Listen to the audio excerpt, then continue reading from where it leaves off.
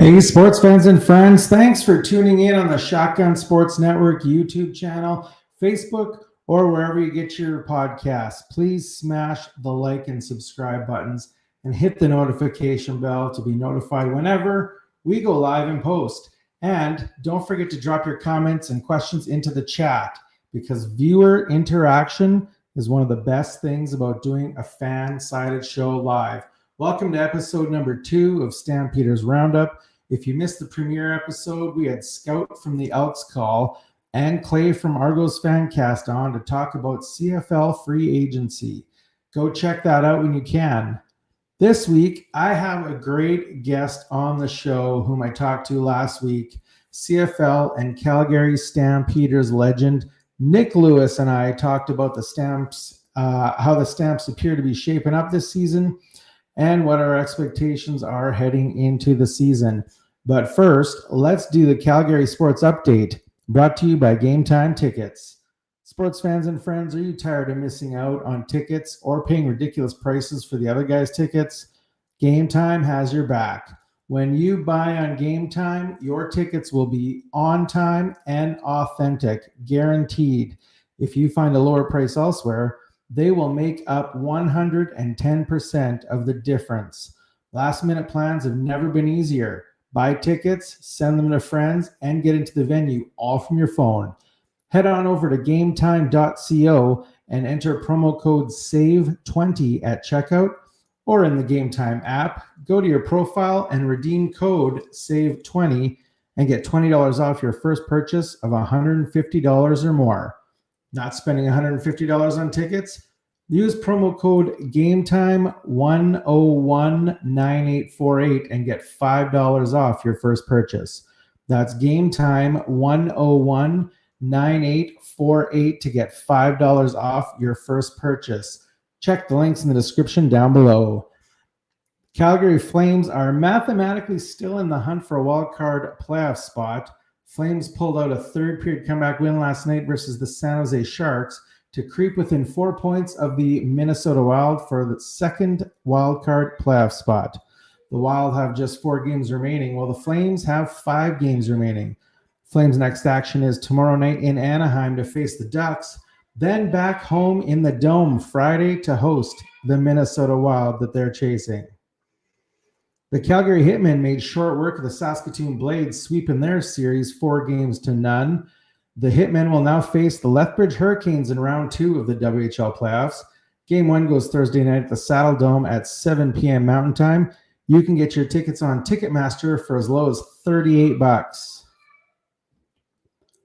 The Calgary Roughnecks have just 2 games left this season, and they are very big games. The Roughnecks have a record of 8 wins and 8 losses and currently sit in 9th place in the National Lacrosse League. With the top 8 teams making the playoffs, the Roughnecks are still very much in the hunt for a playoff spot. The Riggers visit Las Vegas to play the Desert Dogs on April 18th and then host the Colorado Mammoth one night later on the 19th to close out the season. That game goes at 7 p.m. Mountain Time, and you can get tickets on Ticketmaster for as low as $37.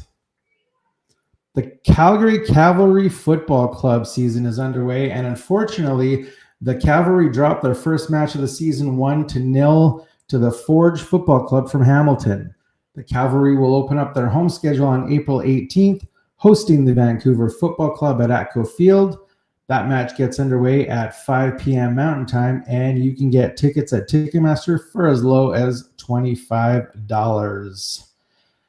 So, speaking of the Calgary Flames a little earlier, my wife and I have this argument once in a while about loser points. Talking about loser points and whether or not they're fair or not. So, yesterday we were discussing it, and I had come up with the idea of creating a spreadsheet and putting the NHL standings on that spreadsheet and including the loser point and not including the loser point. So let's see what my findings are here.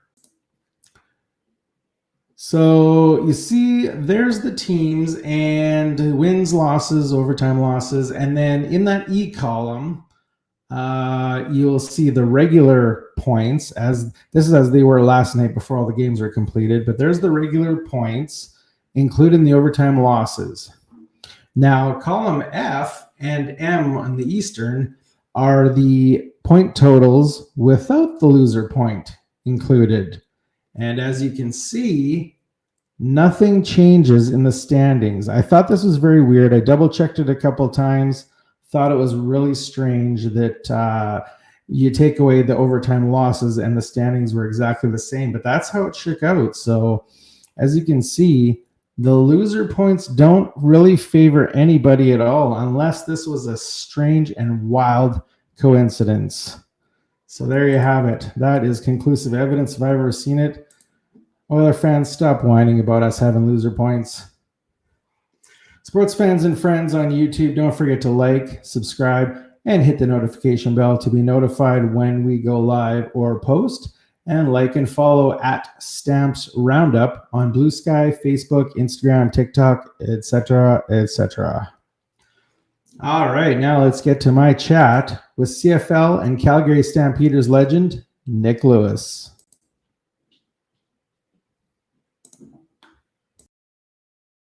And Calgary Stampeders and I guess Montreal Alouettes legend, Nik Lewis. Welcome to Stampeders Roundup. How are you, sir? I'm good. How about yourself? I'm doing great. It'd be really nice if it would stop snowing one of these weeks so we could get spring. But other than that, I can't complain.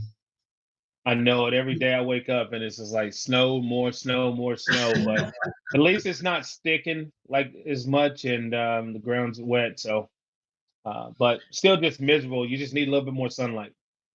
Oh, I know. It's not that it's cold; it's just snowing. Yeah, unfortunate. Go ahead. Sorry, what was that? I said just unfortunate. Yeah.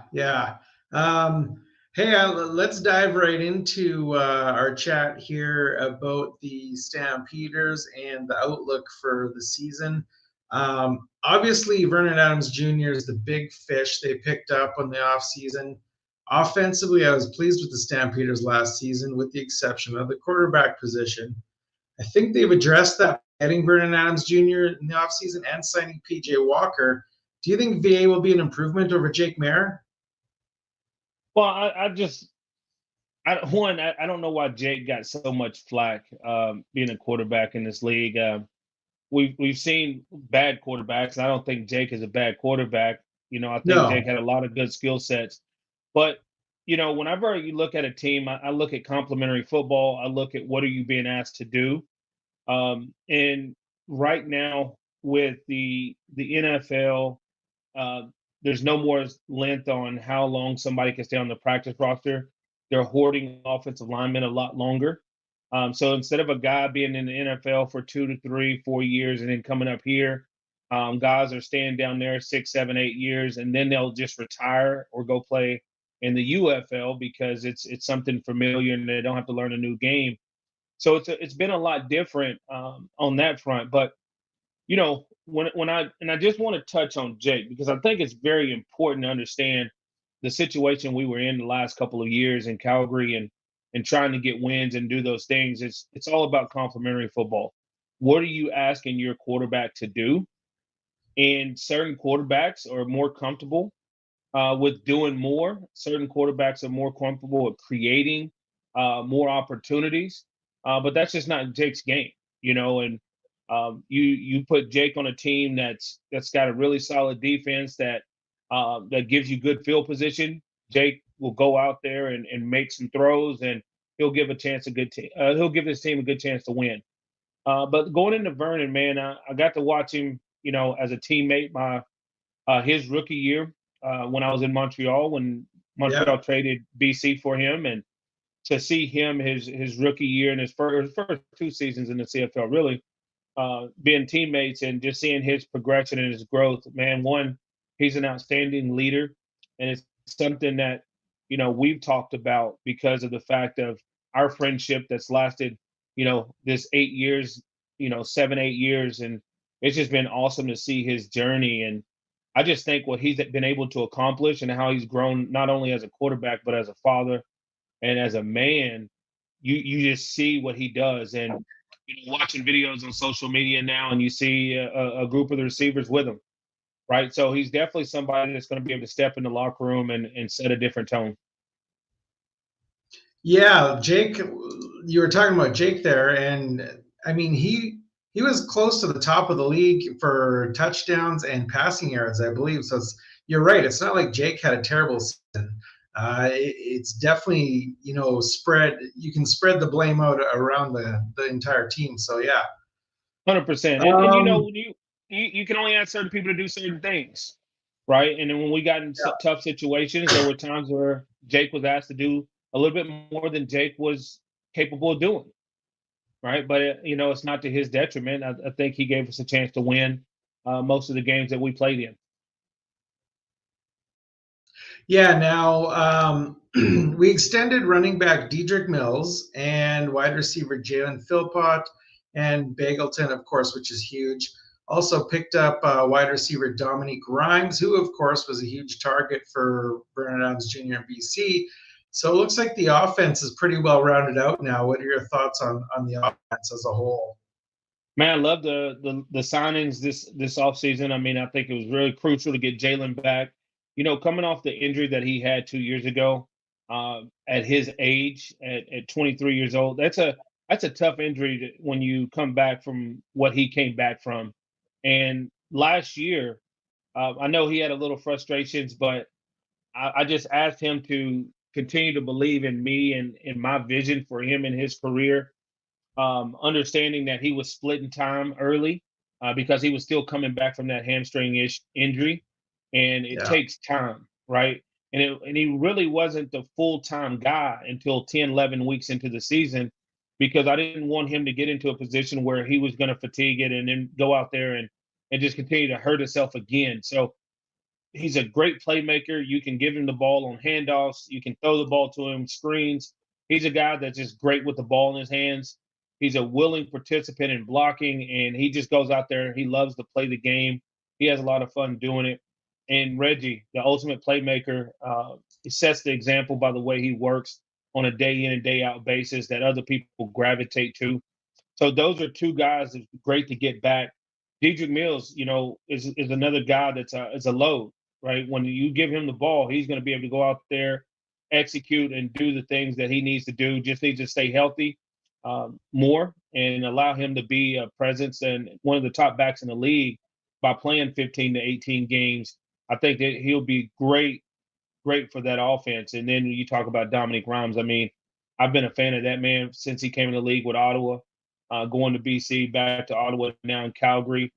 Vernon likes bigger targets, and being able to have a target like Dominique Grimes is going to be tremendous for Vernon. And I think even a guy like Tevin Jones coming in that showcases speed, that has good size, just adds to the depth of everything there. And there's so many playmakers in that receiving core that I loved last year.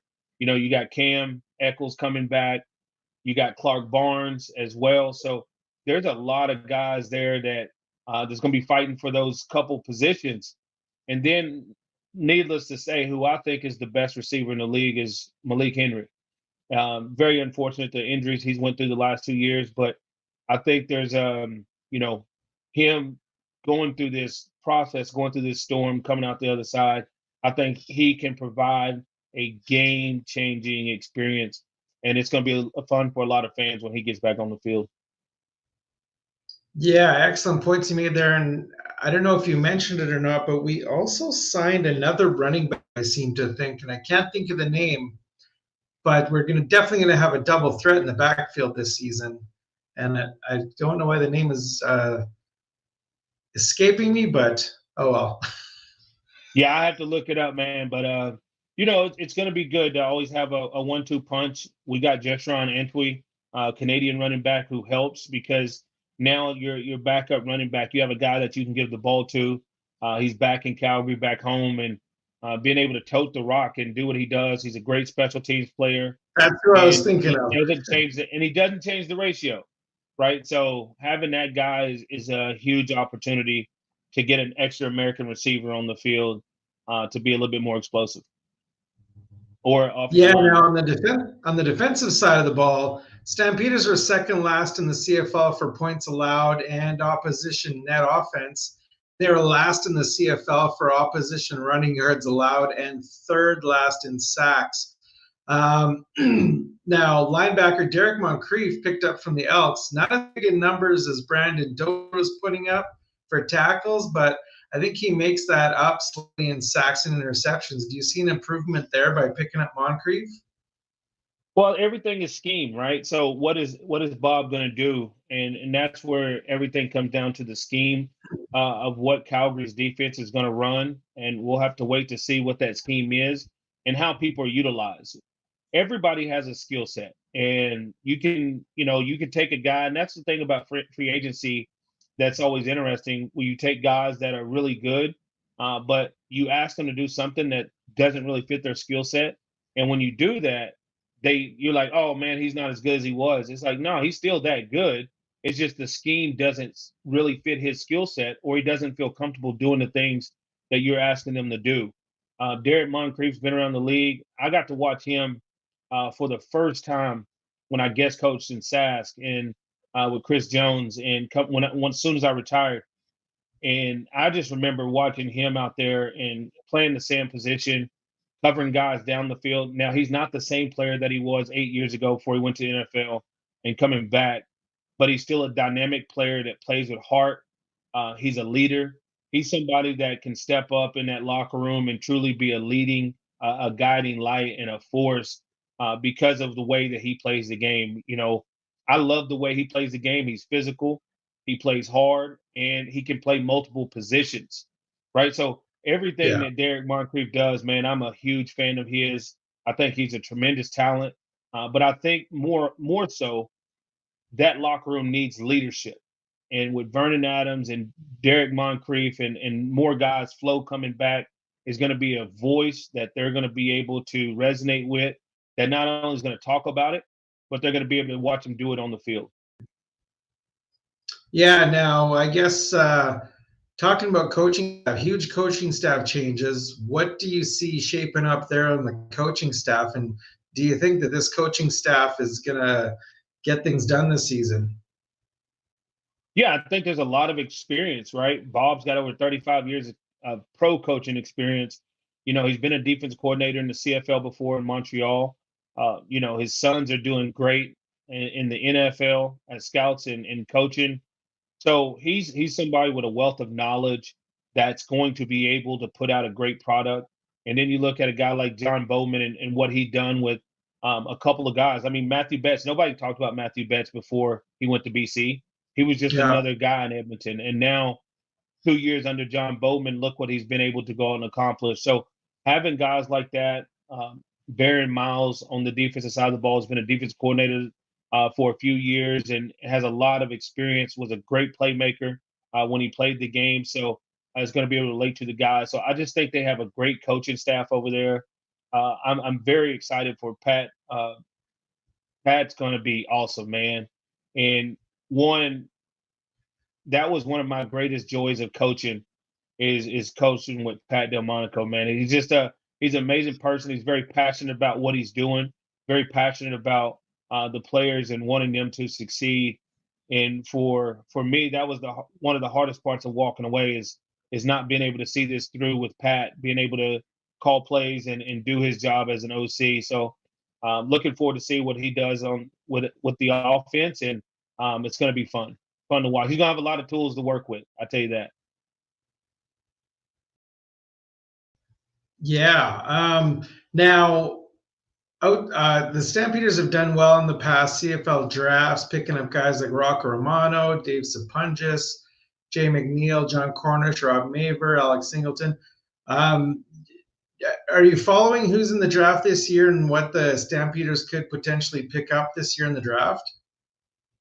No, man, and I think that's where the CFL drops the ball. There's not a lot of attention to who's like players at U Sports, top players that potentially are coming back from U.S. universities down in the States.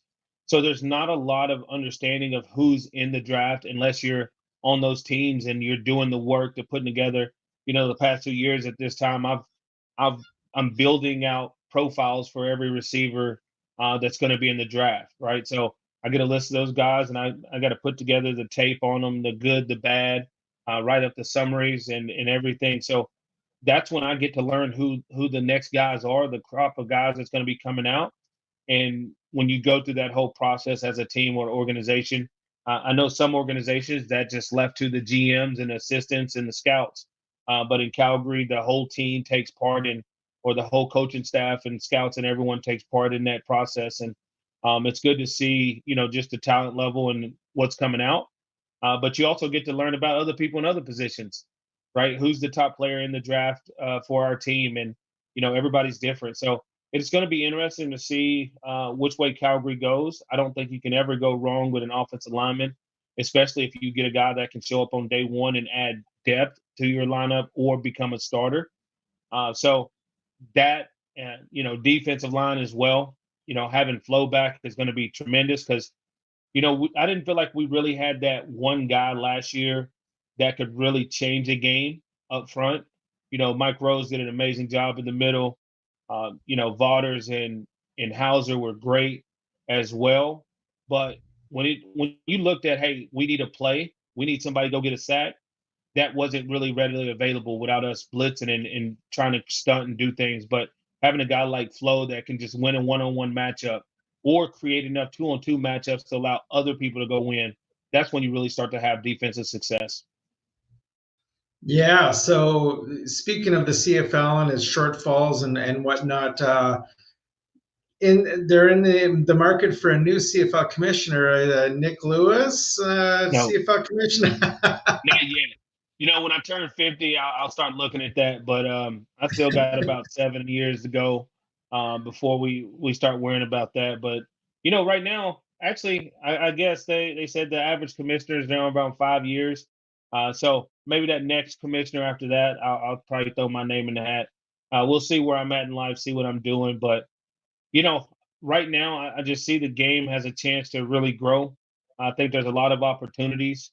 But I hope they find somebody that doesn't just come in with a business background, because we have to understand that Yeah. sports is different than regular businesses. It's ran different. We, when I say we, the CFL does a horrible job of marketing its stars.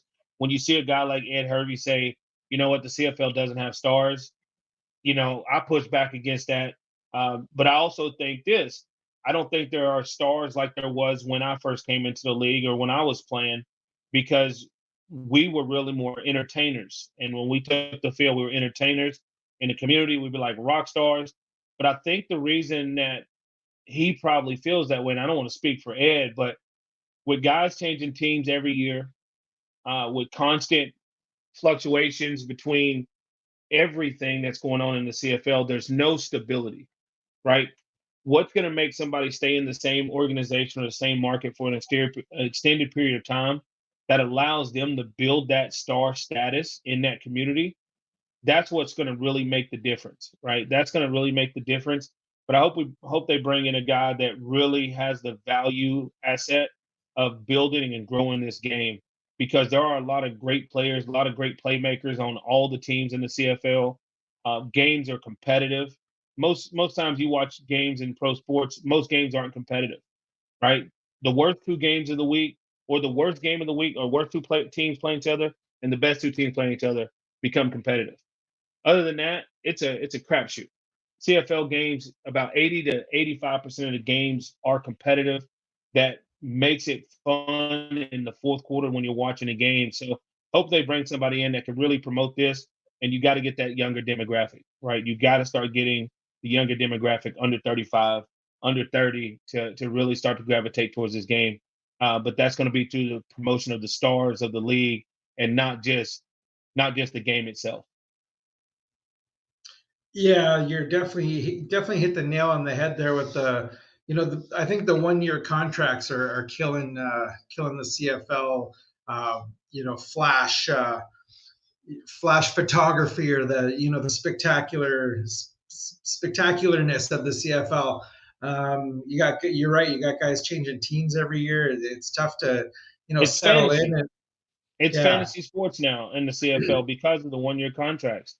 I mean, if you can change your whole team every year, yeah. that's what it becomes, right? It becomes like a fantasy sports situation. There's no continuity. As a fan, I don't know who I'm going to watch. Like, why do I care about this person who's never done anything for our organization, right? Now, you get a guy like Vernon Adams who has a big name, he's going to bring people. But you look at some of the other guys and it's like, well, why do I need to show up to watch that person? Right. And if they were here for a year, like 2, 3, 4, 5 years, now by year 3, 4, and 5, they're like, oh, I know half the team, right? They're in the community, they're doing these things, they're helping people out, they're doing things to progress our community. We want to go support them. Yeah. Now, sticking with the CFL commissioner talk, is there anybody you'd like to see in there? Who do you think would be a good fit? Man, I don't even have no names in my bucket, man. As No. far as being a no, as far as being a commissioner, man, I just hope it's somebody that, like I said, that wants to come through and be progressive, that has a desire to work not only with the owners of the league to promote the game, but to work with the players, because it's truly a partnership. And I've always hated negotiations. They try to turn the fans against the players, but at the end of the day, you got to think of it like this: you're on a boat, the owners on the boat, the commissioners on the boat, the players on the boat, and the fans on the boat. No matter who you turn against, no matter who you like or you love or whatever the case is, you're all on the same boat.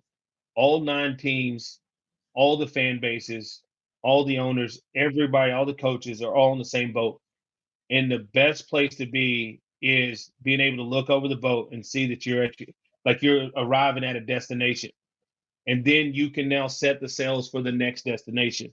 And until they really understand that, until they really understand how everybody plays a major role in the execution of the league, it's just always going to be floating out in the middle of the water without really setting a destination. And I think that's what the CFL has been for too long, is just floating out there, hoping that they look over and see some land and, oh, we'll go over here and see what's going on. But there's not been real destination setting and understanding how we can all get to where we want to get to. The fans want a great product. They want players to represent their jerseys and colors for an extended period of time. The players want more money. The owners want more money. So let's put us all in a situation where we can all succeed. And I think that's where we have to get to. But I think the first thing that has to come out is there's got to be competition in the TV deal, to be able to execute those and to force the people's hands or to have them move forward. Yeah. Now, outside of the CFL, tell us what you got going on personally right now. Yeah, so a couple things I got going on is one is the most important. It's called AO Sports. So AO Sports is athlete owned. We're a subscription based platform, so we'll have a free membership and paid membership, where we're helping athletes tell their stories. And whether it's a documentary, podcast, TV shows, reality shows, we're going to be bringing content to one platform, which is the AO Sports platform. We have 2 of our own sports. One's a one-on-one basketball league.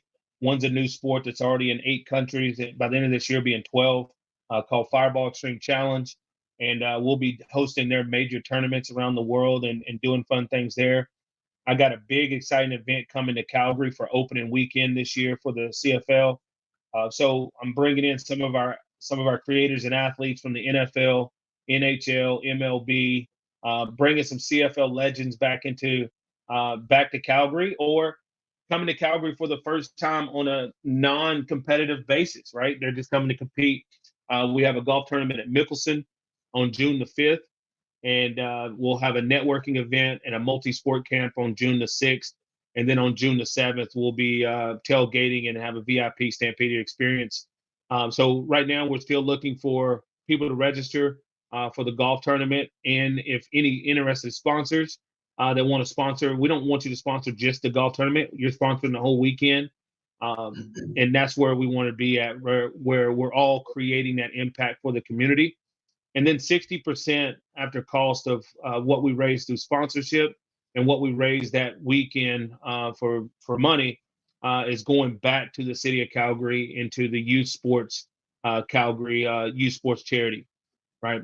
And I want to clarify that 100% of the money that we raise that weekend is going back to the city of Calgary as well. So 60% of like the sponsorship money that comes in that's going to help us put on the event and do everything that we're looking to do from there at the cost, and that's going to be donated back to the city of Calgary to youth sports. And we want to really just help the growth of youth sports in Calgary and help more kids be able to play the game, but also see where we can just be a benefit, whether we bring more speaker series here to talk about leadership and other things. So I'm just blessed to be in this position, blessed to lead the charge of AO Sports, and there's no better place that I can have our first event than live in Calgary, kicking off the 2025 season.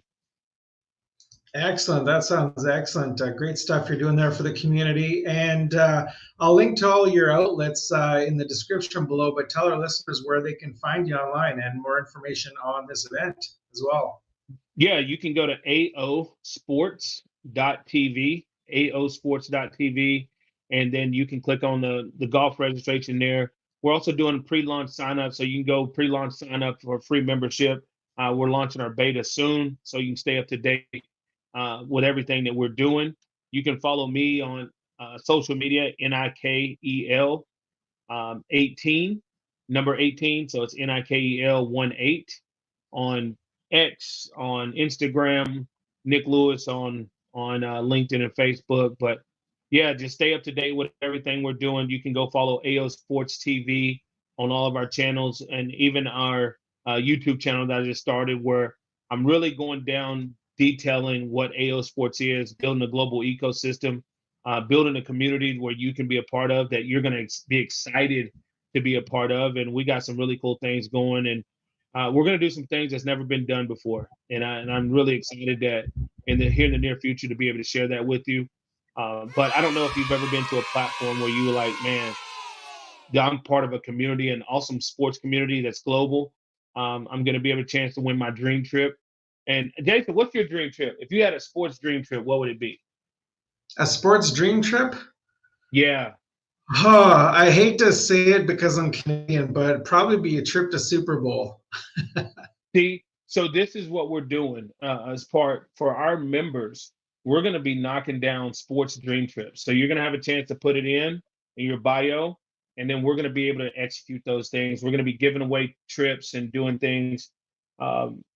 Part of our event series, man, we're going to be at major sporting events. So we'll be at the Super Bowl, we'll be at the World Cup, we'll be at Grey Cup, and we're going to bring our athletes, we'll bring our sponsors, we'll bring our creators. We're going to set up shop. We'll put on youth activations. We'll do our speaker series on mental health, nutrition, fitness, and leadership and mentorship. And we'll have our own parties and concerts and different things. So everybody's going to be invited. Everybody's going to be able to come, and we're going to be able to go and do those things. But we're going to have members be able to win free trips to the Super Bowl and VIP to all of our events. So this is what we're looking to do. And yeah, I can't wait to start executing. Wow, that's some amazing stuff you got planned there.